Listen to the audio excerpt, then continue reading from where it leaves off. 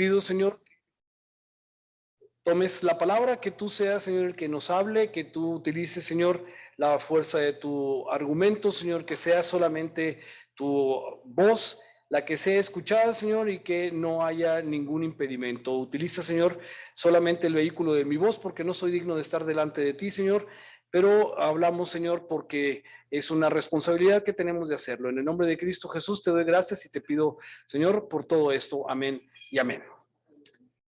Bueno, hermanos, hemos estado estudiando los 10 mandamientos, llevamos 6 hasta el día de hoy y los recordamos solamente para poder tomar el contexto. Hemos dicho de los 10 mandamientos, el número 1 es no tendrás dioses ajenos delante de mí. Hablamos acerca de ello, cómo es importante darle toda nuestra vida a Dios, no hacer que Dios sea una parte de nuestra vida, sino lo deseable es que nuestra vida sea Dios mismo y que podamos estar siempre centrados en que Dios es el centro y el eje de nuestra vida. La segunda fue no te harás imagen ni ninguna semejanza, que a veces se ha dejado un poco de lado, pero Dios quiere que seamos fieles en esto, que no tengamos ninguna cosa que robe nuestra atención de lo que es el servicio y el honor a nuestro Dios. El número 4 fue acordarte del día de reposo para santificarlo, y veíamos en él cómo Dios nos ha permitido como un regalo para la humanidad que tengamos un día de descanso que podamos dedicar a él directamente para recordar la promesa de su venida, para recordar el propósito y el plan para la humanidad a través de la salvación que Dios nos ofrece.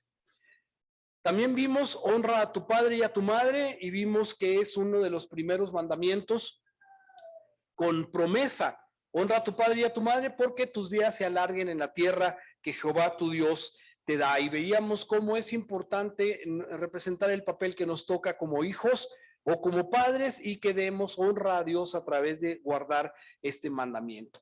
Se nos recordaba cómo todos los otros mandamientos se nos explica por qué el séptimo día, porque en 6 días hizo Jehová los cielos y la tierra, y todos tienen una explicación. Pero el no matarás, que fue lo que vimos la semana pasada, es solamente una orden expresa, una orden directa: no matarás. No hay argumento, no hay nada más que decir, solamente es una indicación de parte de Dios: no matarás.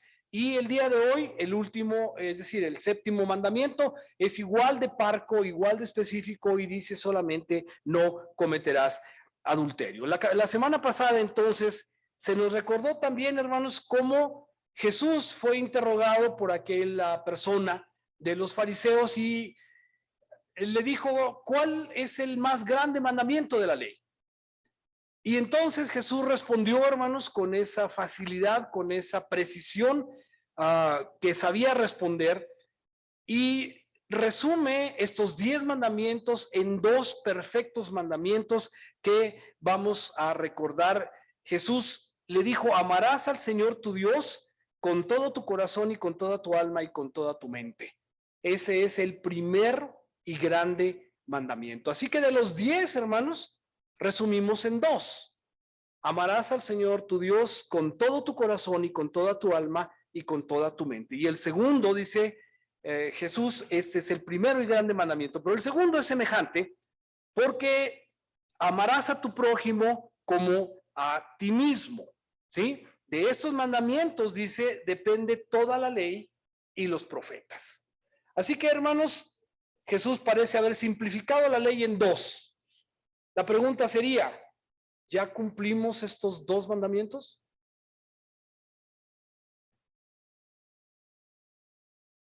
Todavía, hermanos, es difícil que, aunque resuma la ley en 2, podamos abarcarla por completo. Esa ha sido la temática de todas estas pláticas. 10 mandamientos. ¿Les parecen muchos, hermanos, o les parecen pocos? La Constitución mexicana, no tenemos abogados aquí. Tenemos médicos, tenemos ingenieros, dentistas, maestros, bueno, hasta arquitectos tenemos, pero no tenemos abogados, gracias a Dios. No es cierto, es mal. 136 artículos tiene la Constitución mexicana. Pueden decir, oh. Y están divididos en 9 capítulos, en 9 títulos, perdón, y en capítulos. Yo no soy abogado, así que no puedo dar una extensa reseña de la Constitución mexicana, pero puedo decirles que la Constitución se separa en 2 partes, una que es dogmática, así lo dice, y que sirve para hablarnos de las garantías individuales de cada una de las personas que habitamos en este país. Antes se les decía derechos humanos, luego se les puso garantías individuales y ahora otra vez creo son derechos humanos en la última revisión de la Constitución en el 2011, si no me equivoco. Y la segunda parte de la Constitución apunta cuáles deben ser las funciones de las instituciones del gobierno y sus limitaciones. Nos preguntamos por qué sus limitaciones, hermanos. Porque la Constitución no es el gobierno. La Constitución está como una carta magna, está por encima de los gobiernos y es para protegernos nosotros de los que nos gobiernan. Qué cosa tan extraña, ¿no? Porque cuando ejerce alguien el poder, puede abusar del poder y dominarnos como ciudadanos de este país. ¿Me dicen amén? Así que cuando alguien llega al poder, ¿sí? Puede ser que nos ponga la bota encima y pasando por alto los derechos de la Constitución, nos someta como ciudadanos del país. 136 artículos indican cómo esto no debe de suceder. Y así como esta Constitución, hay otras constituciones en Estados Unidos, en Europa, en América del Sur, en todas partes hay una carta que se ha escrito a través del tiempo y que nos va a decir cómo deben ser los mandamientos. La ley de Dios, hermanos, tiene solo 10 mandamientos. ¿Sí? La de nosotros, la Constitución mexicana, fue promulgada, a ver si hay maestras de historia aquí que me corrijan, ¿sí? En 1917, ¿sí? En 1917 se hizo una corrección y ampliación de una que había sido propuesta en 1857, si no me equivoco. Bueno, con una precisión, muchos años antes, en 1800, en la segunda parte de 1800, se había tenido esta constitución y luego después se corrige en 1917. Venustiano Carranza, si no me equivoco, es el que hizo esta ley. ¿Qué quiero decir con esto, hermanos? ¿Sí? Que hay muchas cosas que anotar en una ley, pero la ley de Dios solamente anota 10 mandamientos. 4 de ellos, hermanos, se refieren a cómo debemos comportarnos con Dios y 6 se refieren a cómo debemos comportarnos entre nosotros como seres humanos y también con Dios. Pasado el tiempo, hermanos, la ley rabínica, cómo había que entender estos 10 mandamientos, derivó en 613 mandamientos que constituían la Torá. Ahora, no solamente eran estos mandamientos que dio nuestro Señor, que dio Dios mismo, sino que había muchas pequeñas cosas que el hombre empezó a agregar y aumentar en relación con el cumplimiento de la ley. Ahora, repito, de la ley de Dios entendemos que los 4 primeros mandamientos se refieren a la relación del hombre con Dios y los siguientes 6 se refieren a la relación entre el hombre y sus semejantes.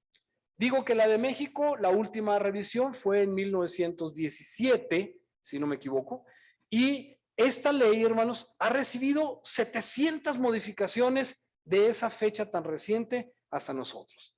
La ley de Dios tiene 3000 años. ¿Sí? ¿Cree usted que ha recibido alguna corrección?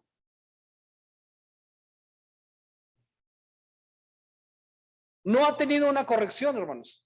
Ha tenido solamente un rediseño, un enfoque que dio Jesús cuando vino en su tiempo.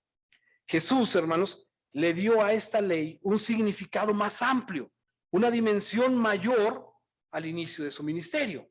Porque Jesús, hermanos, vino a decirnos cuál era la verdadera dimensión del mandamiento que Dios nos había dado. ¿Sí? Y esto empezaba diciendo, oísteis que fue dicho a los antiguos, por ejemplo, no matarás.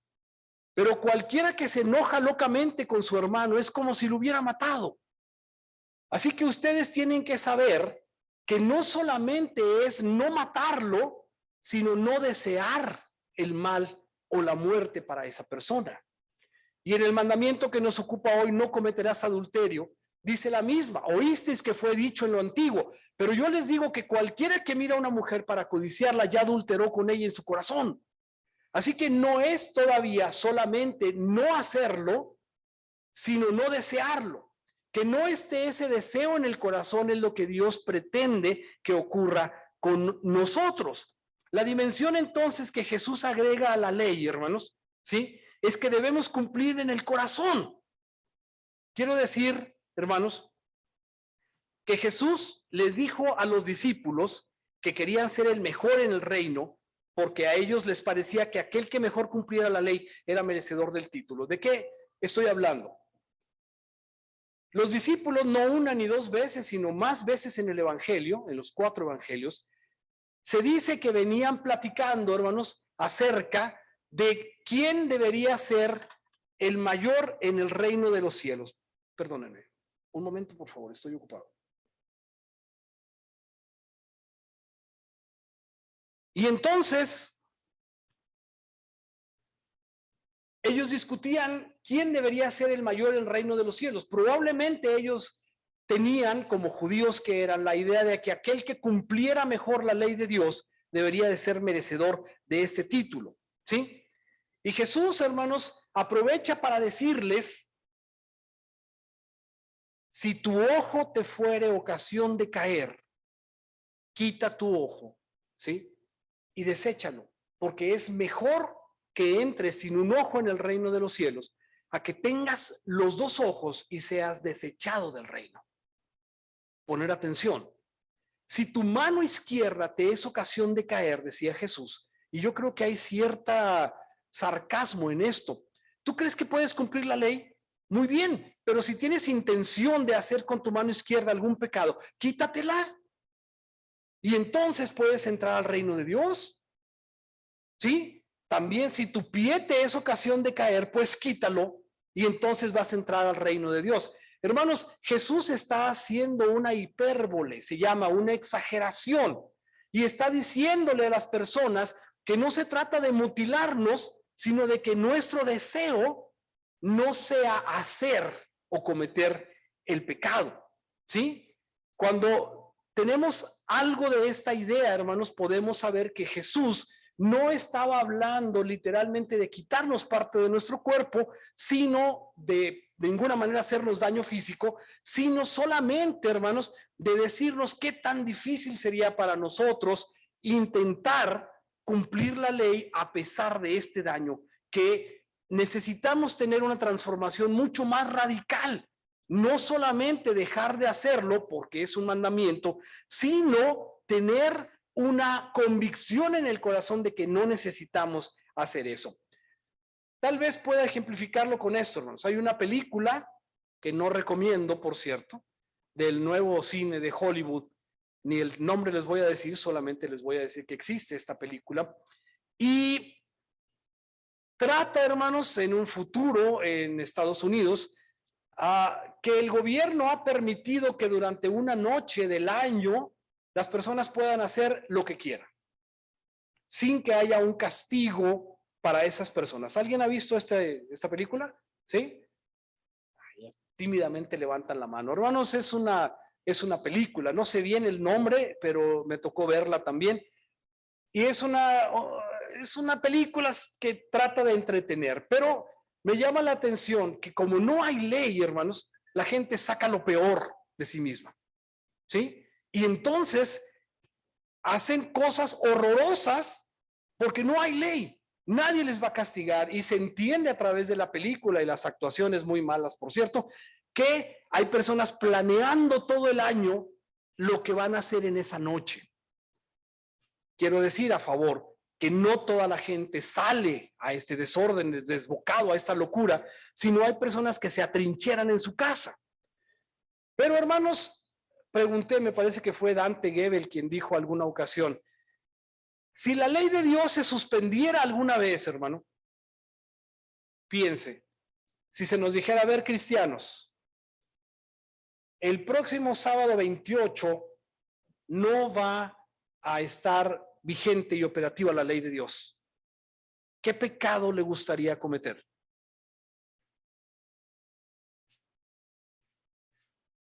Tal vez le gustaría hurtar, ir al banco y sacar un montón de dinero para poder sanar sus deudas, o yo qué sé, mejorar su posición económica. O quizás le gustaría tomar venganza de alguien, o quizás no piensa nada. Quizás usted diga, no, yo no tengo un pecado que me gustaría cometer. Esto, hermanos, es lo que Dios quiere que haya. Si usted piensa por un momento y dice, no, pues no tengo una cosa que yo quisiera hacer como para sentirme libre. Hermanos, si usted está en su corazón con esta tranquilidad, déjeme felicitarlo y decirle que no está muy lejos del reino de los cielos. Porque lo que Dios quiere, hermanos, es que no haya en nuestro corazón el deseo de pecar. Que podamos manejarlo, no porque seamos buenos, sino porque en el Espíritu de Dios tenemos todo lo que necesitamos. ¿Me dicen amén? Así que, hermanos, sí, en esta condición, decía, la gente se convierte en lo peor porque saben que no hay ley y sacan lo peor de sí mismos, ¿sí? Y le pregunto entonces otra vez, ¿qué le gustaría? Si no tiene esta inclinación, hermano, es de lo que se trata. Porque tenemos cierta preferencia del pecado. Verán, los humanos, hermanos, hemos llegado a creer que es más grave un pecado que otro. En el caso, por ejemplo, del séptimo mandamiento de no cometerás adulterio, lo ponemos como algo bastante malo. Lo satanizamos más que los demás, porque probablemente hay cierta razón para decirlo, lo voy a mencionar más adelante. La Escritura señala, por ejemplo, que cualquier otro pecado es fuera del cuerpo, pero el adulterio es contra tu propio cuerpo y por eso lo ponemos como algo mucho más delicado. Pero verán, hermanos, quiero que lean conmigo estas sentencias porque el pecado en general es un poder que somete al hombre. Síganme, por favor. El pecado es un poder que somete al hombre. Estamos bajo pecado, bajo maldición. Los diversos pecados que se cometen son el resultado que ese poder tiene sobre nosotros como seres humanos. Pueden ser varios, pero entiéndame por favor, el pecado no es un acto puntual o definido. ¿Me dicen amén? Los actos pecaminosos provienen de este pecado que hay en nosotros, alrededor de nosotros, dentro de nosotros. Vean, el pecado es el estado en el que vivimos como seres humanos alejados de Dios y de esa condición brotan los actos pecaminosos. Por eso no necesitamos una ley, hermanos, que tenga 100 artículos. Por eso Dios con sabiduría solamente puntualizó 10. Porque de esos, hermanos, es la intención del corazón. De eso Dios puede gobernar nuestra vida y enseñarnos qué es lo que debemos hacer.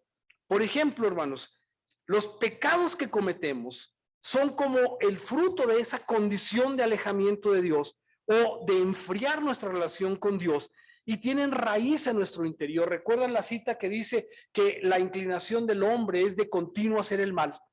Eso es el pecado. Nuestra condición de pecado nos mantiene alejados de Dios, nos lleva a entrar en rebeldía con Dios, nos aleja de Él. Y entonces, hermanos, lo que tenemos que hacer es entender que los frutos de esa condición, que están enraizados, nos hacen rebelarnos y actuar en contra de la voluntad de Dios. Esta, hermanos, es la actitud interna del pecador, ¿sí? La rebeldía. No importa si rompes el primer mandamiento y tienes dioses ajenos. No importa si rompes el segundo mandamiento y no honras a tu padre y a tu madre, o si honras imágenes, o si rompes el séptimo mandamiento y adulteras, estás en pecado. De todas formas, no hay un pecado más grande que otro, por lo que vamos a mencionar a continuación. El adulterio sí es un pecado que nos implica más por lo que acabábamos de decir. Por ejemplo, ¿sí? La sentencia en 1 Corintios dice, hermano, huid de la fornicación, cualquier otro pecado que el hombre cometa está fuera del cuerpo, mas el que fornica contra su propio cuerpo peca. ¿No sabéis que los injustos no heredarán el reino de Dios? No erréis, dice la palabra, ni los fornicarios, ni los idólatras, ni los adúlteros, ni los afeminados, ni los que se echan con varones, ni los ladrones, ni los avaros, ni los borrachos, ni los maldicientes, ni los estafadores heredarán el reino de los cielos. Todos los pecados, hermanos, diversos, tienen la misma raíz, la condición de pecado que está dentro de nuestro cuerpo. ¿Me dicen amén? Así que, hermanos, lo que tenemos que ver aquí es que la Escritura lo que dice, hermanos, ¿sí? Es que el que infringe la ley en un punto es hecho culpable de toda la ley. ¿Me dicen amén? Estar en pecado, hermano, no importa cuál es tu pecado, voy a decirlo así, tu pecado favorito. Estar en pecado es estar alejado de Dios, cualquiera que sea la forma en que infringes la ley. Algunos de nosotros, hermanos, que pecamos de legalistas, nos creemos mejor que los demás porque pecamos de formas distintas o formas que consideramos más leves que los demás, ¿sí? No, pues yo nunca he matado a nadie, ¿sí? Yo nunca he cometido adulterio, ¿sí? Yo nunca he hecho esto, aquello. Sí es cierto que tengo otros dioses, sí es cierto que soy idólatra, pero eso no es tan malo como matar a alguien. Bueno, síganme por favor. Porque la Biblia dice que cualquiera que guardare toda la ley, pero ofendiera en un punto, se hace culpable de todos. ¿Me dicen amén? La ley, hermanos, es inflexible. Son solo 10 mandamientos, pero pesan sobre nosotros, porque el propósito de la ley, hermanos, es demostrarnos qué tan débiles somos para cumplirla si no contamos con el apoyo de Jesucristo mismo. ¿Me dicen amén?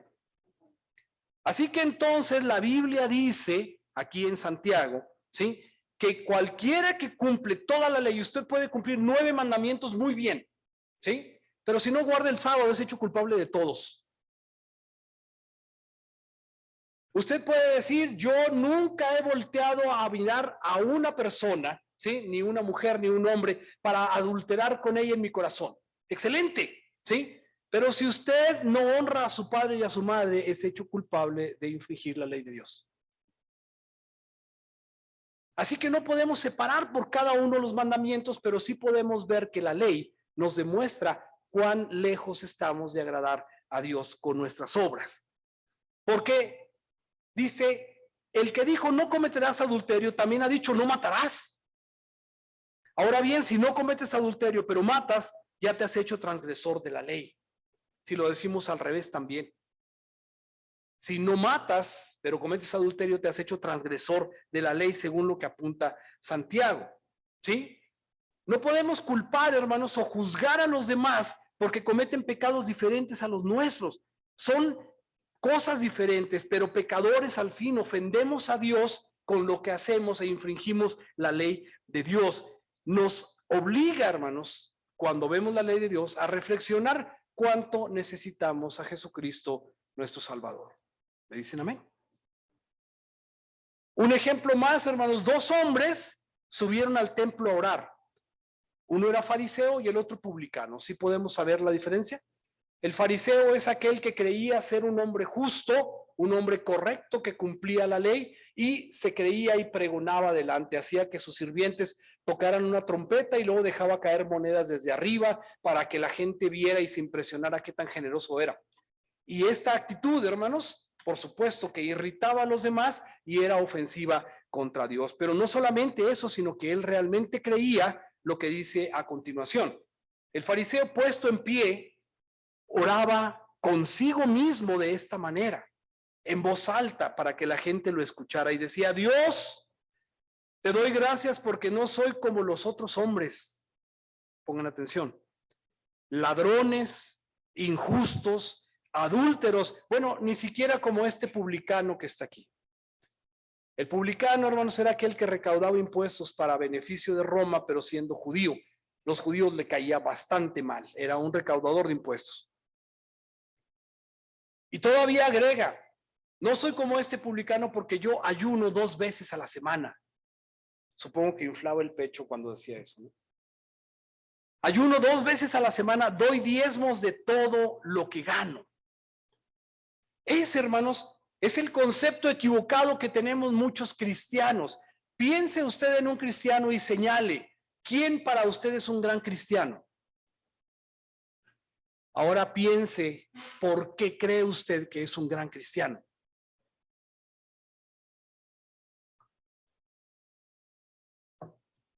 ¿Qué virtudes le encuentra usted a una persona para decir es gran cristiano? Voy a usar un ejemplo. Tiene un desayunador infantil. Es una buena labor, ¿no? O predica en la iglesia ya más remota, metida en la sierra, y va religiosamente cada día que le toca y predica y lleva el evangelio. Es un gran cristiano. O tiene una familia ejemplar y no se le conoce ninguna falla. Es un gran cristiano. ¿Qué me dice, hermano? Si tuviéramos que hacer aquí una votación y dijéramos el cristiano del mes, ¿a quién propondría? A mí no, por favor. ¿A quién propondría? ¿Qué diría usted? A ver, el hermano fulano, levanten la mano. ¿Quién piensa que sí? Tenemos la tendencia, hermanos, a calificar y a decir, déjeme le digo una cosa, hermano. En la escritura dice, nuestras mejores obras son como trapos de inmundicia delante de Dios. Y quiero decirle algo, hermano. Dios no nos ama por lo que hacemos en el servicio de Dios. Ponga atención a lo que dije. No quiero decir que se siente usted y no haga nada. Pero quiero decir que si aún no hiciera nada, Dios le ama. Y esto escapa de nuestra comprensión porque es la gracia de Dios. Si usted se siente mal y dice, bueno, yo quisiera también tener un desayunador donde servirle a 80 niños tarahumaras, es un buen deseo. Pero Dios no lo ama por eso. Dios dice, con amor eterno te he amado. No dice, te he amado porque le dabas de desayunar a 80 niños tarahumaras. ¿Verdad que no dice eso? No dice, te he amado porque tocabas la batería. Tú no, yo. Bastante mal. No dice, te he amado porque venías religiosamente cada sábado. No dice eso, dice, yo te amo con amor eterno. Ven, toma el agua de la vida gratis. Dígame amén. No quiero decir que no vuelva a hacer usted nada. No quiero decir que usted levante la mano y dice, bueno, yo sí honro a mi padre y a mi madre, yo no mato, no adultero. No, hermano, no se trata de cómo usted trata de cumplir la ley. Se trata de que el amor de Dios es gratis. Y la ley está puesta ahí para que nosotros sepamos cuánto necesitamos a Jesucristo, nuestro Salvador. Díganme amén. Podemos decir, Señor, te doy gracias porque yo ayuno 2 veces a la semana. Nadie me lo va a creer. Porque doy diezmos de todo lo que gano. Puntualmente yo, si me llegan 1,555, diezmo 155. ¿Sí? ¿10%? ¿Lo dije bien? Es que elegí una cifra fácil para decir, pero hermano, Dios no le ama porque usted sea muy cumplido con sus obligaciones. Dios nos ama a pesar de que nosotros nos equivocamos con mucha frecuencia. Y la gracia de Dios, la misericordia de Dios es nueva cada mañana. Por eso es misericordia de Dios. El publicano que estaba enseguida tenía más conciencia de sí mismo. El publicano estaba lejos, ni siquiera estaba cerca de donde podía orar, cerca de la sinagoga. No quería ni aún alzar los ojos al cielo porque se sentía mal. Y se golpeaba el pecho diciendo, Señor, sé propicio a mí porque yo soy pecador. Porque yo no doy diezmos de todo. Porque yo puedo ser ladrón tal vez, o puedo ser adúltero, o puedo ser algo de lo que marca la ley. Pero sé propicio a mí, Señor, porque aquí estoy, porque quiero servirte. Porque sé que no sirvo para nada, pero aquí estoy delante de ti. Porque sé que no merezco tu amor, pero aquí estoy. Porque no me separo de tu mano a pesar de que yo debería de estar lejos, sumido en la oscuridad. pero tú me amas, tú me llamas y tú me tienes aquí delante de ti. Gracias, Señor, sé propicio a mí que soy pecador. Os digo, dice Jesús, que este pecador descendió a su casa justificado antes que el otro, porque cualquiera que se enaltece será humillado y el que se humilla será enaltecido. Díganme amén.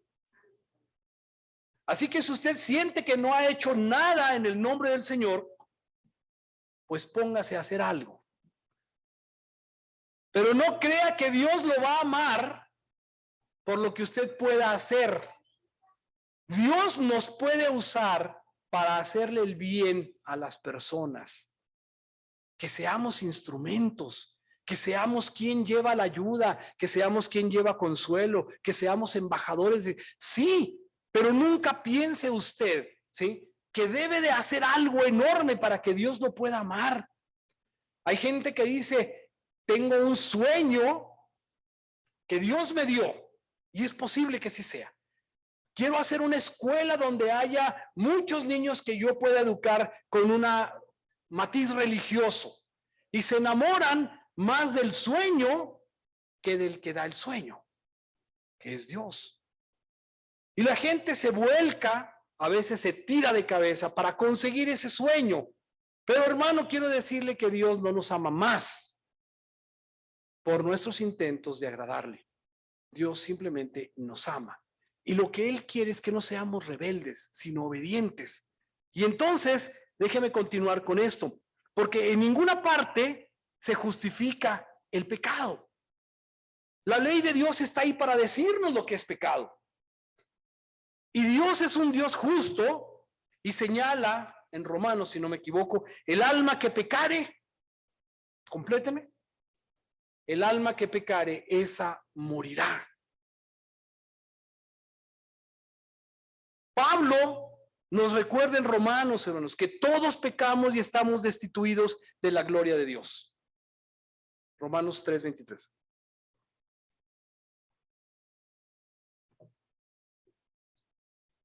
Y el pecado, dice Santiago, pues está todavía en aquel que sabe hacer lo bueno y no lo hace.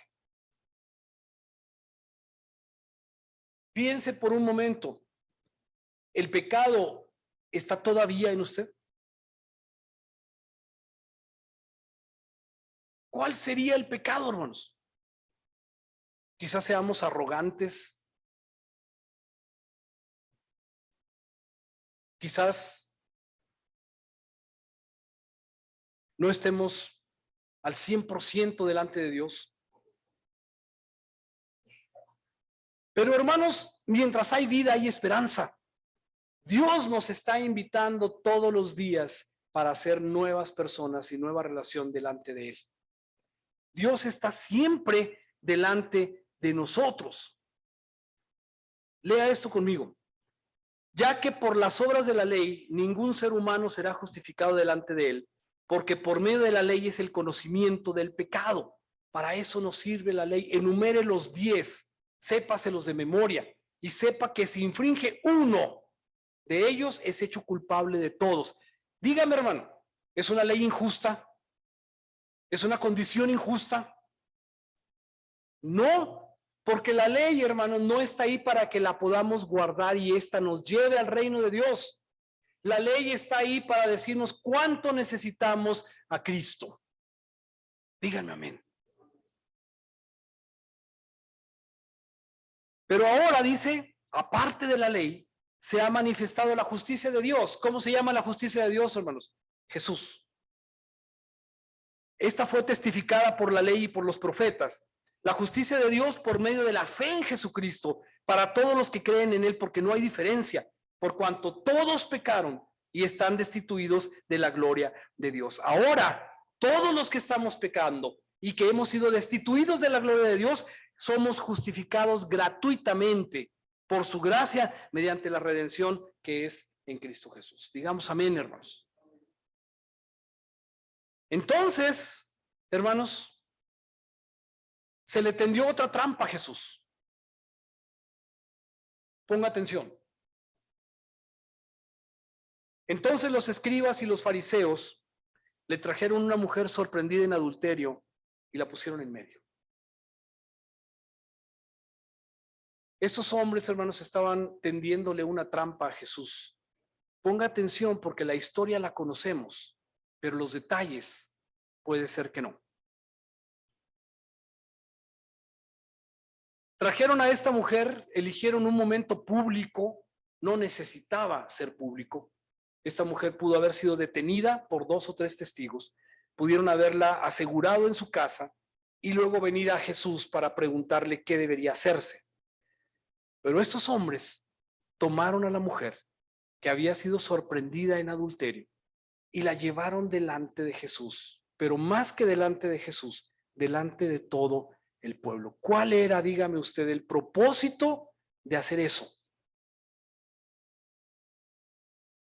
Crear una situación incómoda, ¿sí? Nunca pensaron en la humillación de la mujer. Es muy fácil para nosotros señalar, es un asesino, mató a una persona, o señalar es un adúltero, todos son iguales. Es muy fácil señalar, esos hombres trajeron a la mujer y la colocaron en una situación humillante y vergonzosa delante de todos. La pusieron en medio y entonces le dijeron, maestro, esta mujer ha sido sorprendida en el acto mismo del adulterio. Póngase por un momento en el sitio de la mujer. Yo creo que ella estaba destruida espiritualmente, moralmente, socialmente. Yo creo que ni siquiera estaba de pie. No creo que hubiera podido sostenerse sobre sus pies.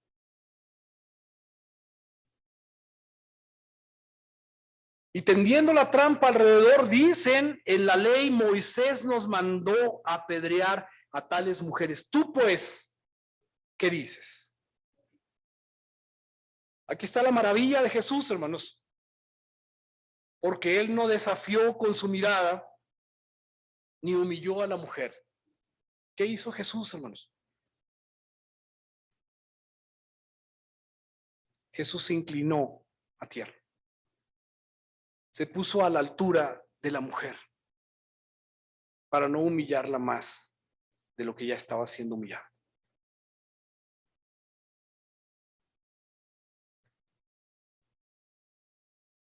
El autor del Evangelio, hermanos, Juan, dice que estos hombres urdieron todo el plan. Esos hombres, dice, mas esto decían tentándole para poder acusarle. Pero Jesús se inclinó hacia el suelo y escribía en tierra con el dedo. ¿Por qué estaban acusando a Jesús, hermanos? ¿O por qué querían acusar a Jesús? Lo metieron en un problema, hermanos, porque ya desde hacía tiempo los judíos no podían ejecutar a nadie. Los romanos eran los únicos que podían ejecutar a una persona condenada. Entonces ellos le dicen a Jesús, ¿qué haremos con esta mujer? ¿La apedreamos? Si Jesús, hermanos, hubiera contestado sí, entonces ellos hubieran dicho, está hablando en contra de la ley romana y lo hubieran acusado con los romanos. Si Jesús hubiera dicho, no, déjenla ir, entonces hubieran dicho, está en contra de la ley de Moisés. Por eso es una trampa, hermanos, y es una gran trampa. Solamente Jesús, hermanos, que no explotó, no se dejó llevar por el momento, sino que se inclinó mansamente, se inclinó tiernamente para no humillar a la mujer y escribió en tierra, para no entrar en una discusión inmediata. Quiero que se imagine el momento. Toda la gente se sorprendió y dijo, ¿por qué escribe en tierra? ¿Qué es lo que está escribiendo? Hay una gran polémica que escribía. La gente dice que hay una profecía antigua en Jeremías que dice que los nombres de los impíos se escribirán en tierra para que se los lleve el viento. No sé, probablemente nunca sepamos qué escribía Jesús en tierra, pero yo creo que dibujaba, ¿sí? Trazaba algo, distraía para no estar humillando a la persona que estaba delante de él. No la regañó, no le dio una mirada de reproche, ni siquiera los que venían con ella. Esperó hasta que se calmó la escena un poco. ¿Qué sucedió después, hermanos? Ellos se codearon unos a otros y dijeron, no dice nada. No dice nada. En una traducción dice, Jesús hizo como si no les escuchara.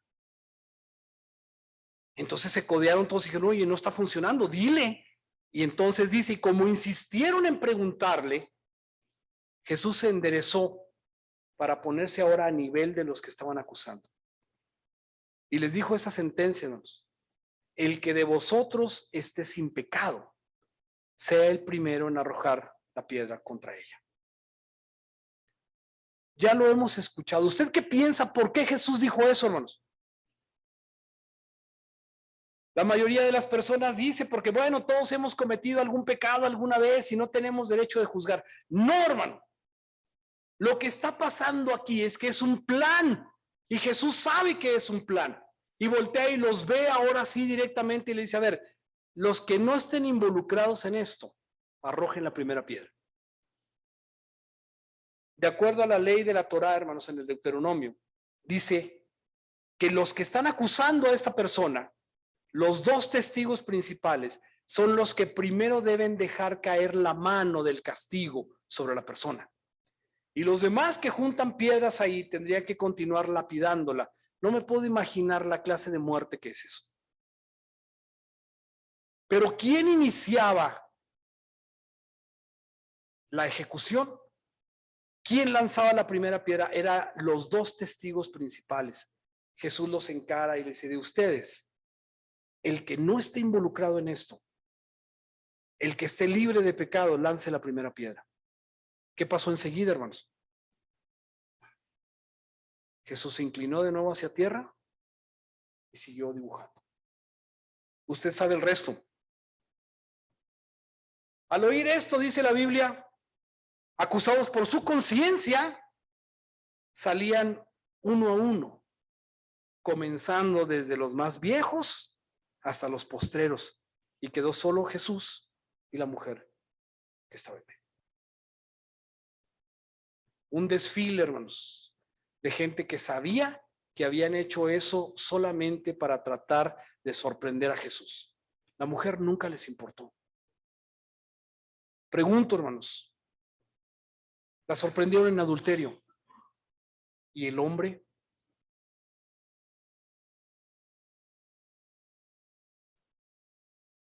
¿Y el hombre? ¿Escapó? ¿No fue traído? La ley de la Torá decía, los tomarás tanto a él como a ella y los apedrearás hasta que mueran. La pregunta aquí es, ¿y el hombre? No está. Ellos lo que querían era crear un problema. Ellos lo que querían era crear una situación de intriga, una situación incómoda que Jesús resolvió, como siempre, de manera magistral. Cualquiera de ustedes que no esté involucrado en este ridículo, lance la primera piedra. Jesús no aprobó el pecado de la mujer, hermanos. Hay quienes dicen que era una falsa acusación, pero la Biblia no registra que la mujer se defendiera. Probablemente es cierto. Quizás lo habían urdido, quizás ya sabían de la condición, quizás lo planearon, pusieron espías, quizás a él lo dejaron escapar, o quizás fue una seducción a una mujer comprometida. Como quiera que haya sido, hermanos, trataron de hacer todo este plan para perjudicar a Jesús. Pero Jesús, hermanos, no le dice a la mujer que está mal, tampoco le dice que está bien, no aprueba ni le evita el castigo, solamente le da a cada quien la responsabilidad. Cualquiera que esté libre de pecado, lance la primera piedra. Y entonces, todos se dispersaron y luego, hermanos, la grandeza de Jesús se manifiesta. El amor de Dios se manifiesta porque se endereza Jesús. Hasta aquí es cuando ve a la mujer. No ve a nadie, solo a la mujer. Y le dijo, mujer, ¿dónde están los que te acusaban?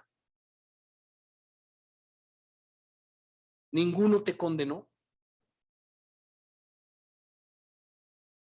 Ella le dijo, ninguno, Señor.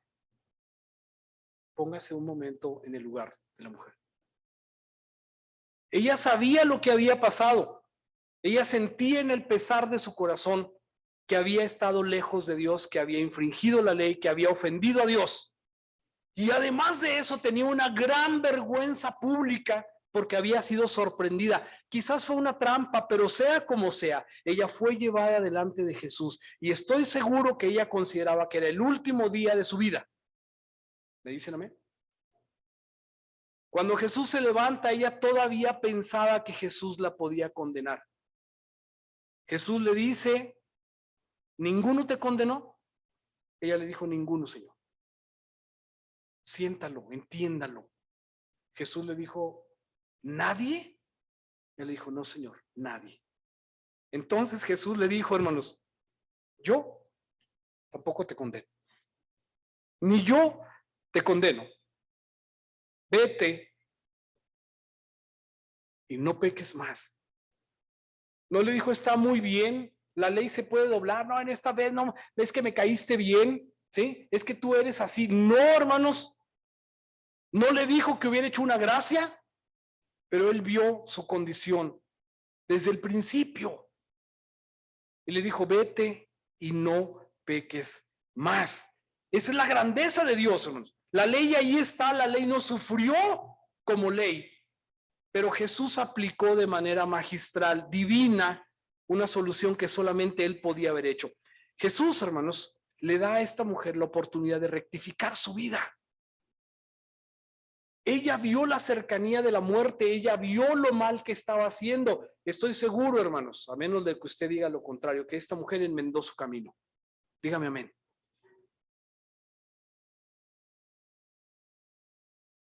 Jesús le da la oportunidad de rectificar su vida, de tomar la decisión de no pecar más y de observar la ley, porque la ley, hermanos, aún estaba vigente.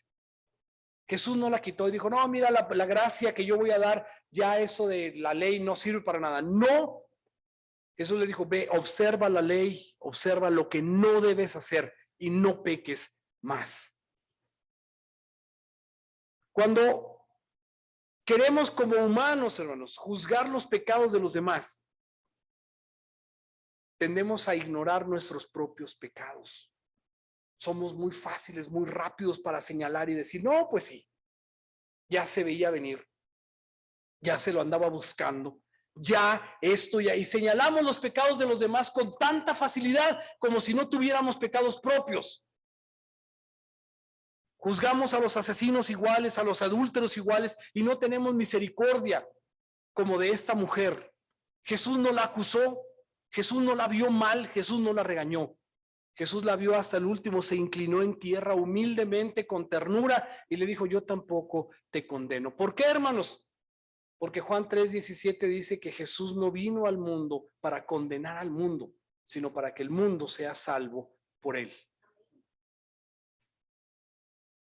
No tenemos misericordia, hermanos, pero la Biblia, la misma Biblia, tiene asesinos en su historia, de protagonistas.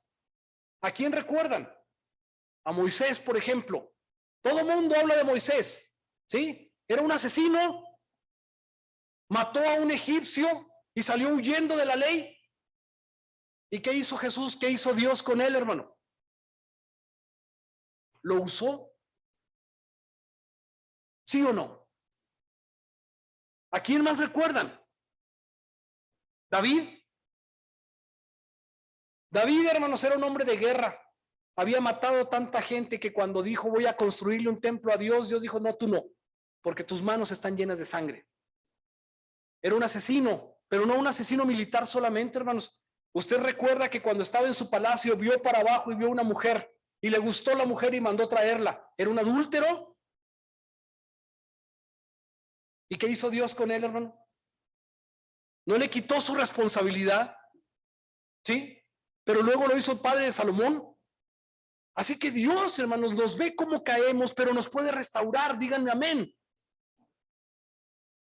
Porque no es lo que hacemos, no es la ley ni cuántas veces infringimos la ley, sino cuántas veces volvemos al camino de Dios.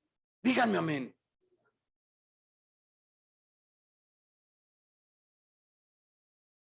Así que David es un asesino y es de lo peorcito porque es un adúltero también. Y está una prostituta, ¿cómo se llama? Rahab. Y están en la Biblia. Y Dios no se espanta de lo que hacen. Dios les da la oportunidad de obedecerle y de seguir su camino. Se le da la oportunidad de rectificar su camino. Vean lo que dice la Biblia, es el Salmo de David, también dice: dichoso aquel a quien se le perdonan sus transgresiones, a quienes se le borran sus pecados. Dichoso aquel a quien el Señor no toma en cuenta su maldad. Digan amén. ¿Alguna vez se ha sentido así, tan lejos de Dios, tan mal? No tiene que levantar la mano. Dichoso aquel a quien se le perdona. La Biblia dice también que el que ama mucho, es decir, ama más a aquel que se le perdona más. Ya lo había dicho aquí David al decir que dichoso aquel a quien se le perdonan sus transgresiones, a quien el Señor no toma en cuenta su maldad. Vean lo que dice también: lavaos y limpiaos, quitad la iniquidad de vuestras obras de delante de mis ojos, dice Jesús, dice Dios, perdón. Lávense, límpiense, quiten la iniquidad de vuestras obras de delante de mis ojos, dejen de hacer lo malo. Eche un rápido vistazo a la ley de Dios. ¿Cuál es el pecado en el que más recurrentemente usted cae? Si no le son suficientes estos 10, extiéndalo, amplía 613. ¿En qué ofendemos a Dios, hermanos? En muchas cosas. Deje, dice, de hacer lo malo. Aprende a hacer el bien. Busca el juicio. Restituye al agraviado. Hacen justicia al huérfano, amparad a la viuda. Venid luego, dirá Jehová, y estemos a cuenta. Si vuestros pecados fueren como la grana, como la nieve serán emblanquecidos. Si fueren rojos como el carmesí, ¿qué dice, hermanos? Vendrán a ser como blanca lana. No importa cuántas veces hayas caído, no importa cuántos pecados diferentes cometas o el grado del pecado. Lo que importa es que vengamos y estemos a cuentas con Jehová. ¿Me dicen amén? ¿Dónde están los que te acusaban? Dijo Jesús. ¿Ninguno te condenó? Ninguno. ¿Qué les recuerda esto? Lo que dice Pablo después, a mí me lo recordó, porque dice: ahora pues, hermano, ninguna condenación hay para los que estamos en Cristo Jesús, los que no andamos conforme a la carne, sino conforme al Espíritu. Basta un segundo, hermanos, para morirse. Basta un segundo para cometer un error y tomar una mala decisión que nos aleja del camino de Dios. Baste un segundo también para volver al camino del Señor. ¿Me dicen amén? Y si no hay ninguna condenación para los que nos acercamos a Jesús, hermanos, entonces tenemos que saber que todos estamos invitados a las bodas del Cordero. La ley del Espíritu de vida en Cristo Jesús me ha librado de la ley del pecado y de la muerte. Esto es lo que debió haber dicho la mujer. Me libró de la ley del pecado y de la muerte también, gracias a Dios. Y Jesús le dice: ni yo te condeno, vete y no peques más. Hasta el propósito de no pecar más, ¿sí? Y por último, hermanos, cito a Juan que dice: hijitos, estas cosas escribo para que no pequéis. ¿Sí? ¿Se lo puede acomodar usted? Todo lo que hemos dicho, todo lo que hemos visto, todo lo que leemos en la Biblia es para que no pequemos. ¿Me dicen amén? Pero Juan agrega: pero si alguno hubiere pecado, tenemos un abogado para con el Padre. ¿A quién, hermanos? A Jesucristo el justo. ¿Estamos a salvo de la ley? No. ¿Estamos a salvo del castigo? No. El alma que pecare, esa moriré. Todos aquellos que estemos lejos de Dios en el momento del juicio tendremos que pasar a rendir cuentas. Pero insisto, hermano, no es cuántas veces usted se haya caído, sino cuántas se haya levantado. No es tampoco qué obras haya hecho delante de Dios. No, Dios nos ama a cada uno de nosotros y Él va a hacer más por nosotros con esta misericordia de lo que podamos hacer nosotros por Él. Pónganse de pie, hermanos, porque vamos a orar.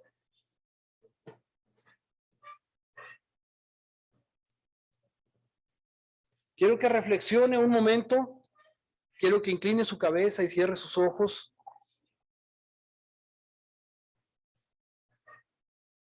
y piense en la misericordia de Dios.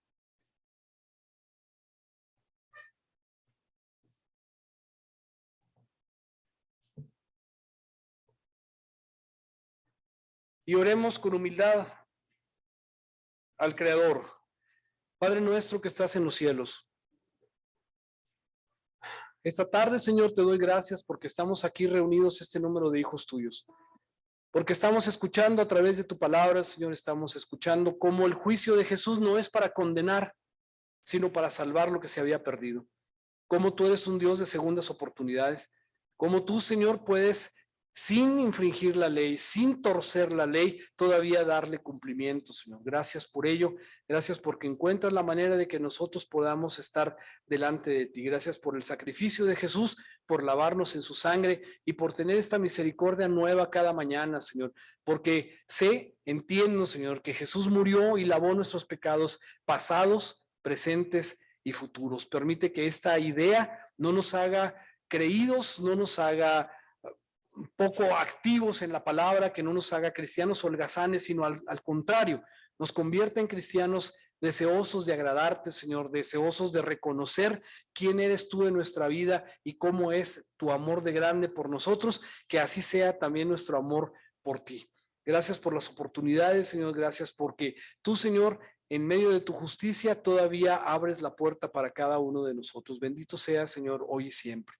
Quiero pedirte, Señor, humildemente en esta tarde por todos los que estamos aquí presentes, por las familias que representamos, por aquellos, Señor, que no pudieron venir, por aquellos que puedan escuchar de tu palabra y sepan, Señor, que tú no estás con nosotros porque nosotros hagamos algo por ti, sino por tu amor infinito que tienes para cada uno de nosotros.